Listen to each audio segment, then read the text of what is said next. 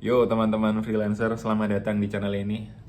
Ini agak aneh ya karena saya bikin video dulu baru nanti bikin channelnya. Jadi sementara belum ada opening selamat datang di channel ini gitu. Karena belum ada namanya pak. Tapi yang jelas ini kita mau bahas soal freelance dan kehidupan para freelancer. Untuk teman-teman yang mau belajar freelance atau memang sudah jadi freelancer tapi projectnya agak seret, nah ini tempat yang tepat nih. Jadi silahkan subscribe, komen.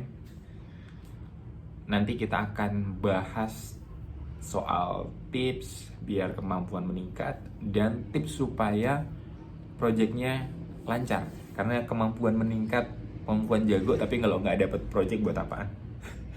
Itu juga saya sering nemuin ya, banyak orang yang dia punya kemampuan, keren kemampuannya, tapi nggak dapet project, lama banget nggak dapet project. Sebaliknya saya juga ketemu sama orang yang biasa-biasa aja tapi project itu selalu numpuk. Nah karena kemampuannya biasa-biasa aja, projectnya numpuk, akhirnya malah nggak kegarap, gagal cuan. Saya sih berharap nanti kedepannya kita punya salah satu platform atau kita bikin grup sederhana aja lah buat barter garapan. Jadi supaya teman-teman yang kerjaannya numpuk tapi nggak kegarap itu bisa ngasih kerjaan ke teman-teman yang proyeknya seret. Nanti pembagian gajinya kita atur gitu-gitulah ya. Kalau itu bisa terjadi sih kita sama-sama menguntungkan. Karena saya tuh percaya ya, di dunia freelance itu ada orang-orang yang sebenarnya itu dia jago marketing untuk ambil project.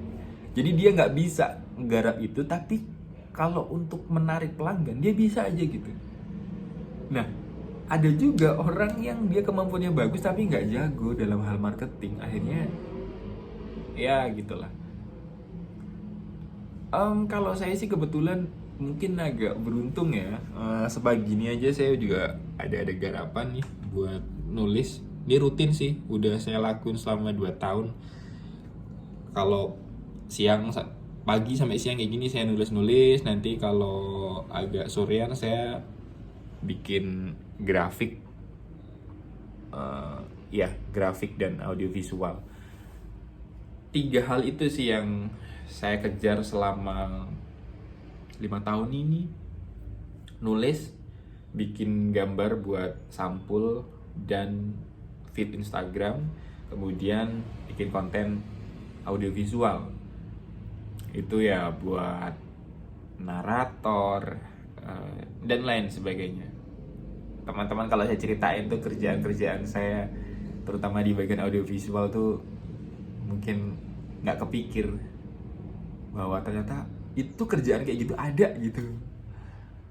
Tapi yang jelas yang paling laris sih saya 2 ya, yang bisa sih saya andalkan tuh adalah menulis dan bikin grafis. Kok bikin grafis sih? Bikin gambar. Dan ini saya baca akan terus bertahan selama beberapa tahun ke depan. Mungkin 5 tahun kita masih aman menggunakan skill ini untuk cari cuan. Jadi teman-teman yang kalau mau belajar freelance, saya mau mulai apa ya? Ini 2 kemampuan ini silahkan pelajari. Pertama menulis, yang kedua adalah desain grafis. Dah, 2 aja itu nanti bisa menopang hidup Anda. Saya kebetulan, ya bukan kebetulan ya, usaha kok kebetulan. Saya per bulan minimal 5 juta. Kadang belasan, tapi stabilnya ada di 10 ya. Saya kalau dapat 5, kalau sepi aja gitu 5 itu udah menghidupi lah. Apalagi saya hidupnya di Jogja. Saya bukan orang Jogja pak, saya dari kampung kecil di Sumatera sana. Saya sengaja untuk tinggal di Jogja, menikmati vibe yang menarik ini. Tapi dari semuanya keuntungannya adalah hidup di sini murah. Kalau misalnya minimal lah ya, saya dapat 5, saya tuh kepake cuma 3. Jadi 3 pun itu udah makan daging itu. Saya pernah ke Bandung dan Jakarta. Bandung oke, tapi kurang sesuai aja sama saya karena di sana apa ya? Ya nggak tahu ya. enak di Jogja aja. Kalau di Jakarta, wah, saya akui berat banget lah. Kehidupan seorang freelance di Jakarta tuh berat. Untuk saya yang di sana tuh nggak punya rumah, nggak punya kendaraan ya, jadi apa-apa nyewa, berat banget. Nah kalau di Jogja saya bahkan bisa beli motor,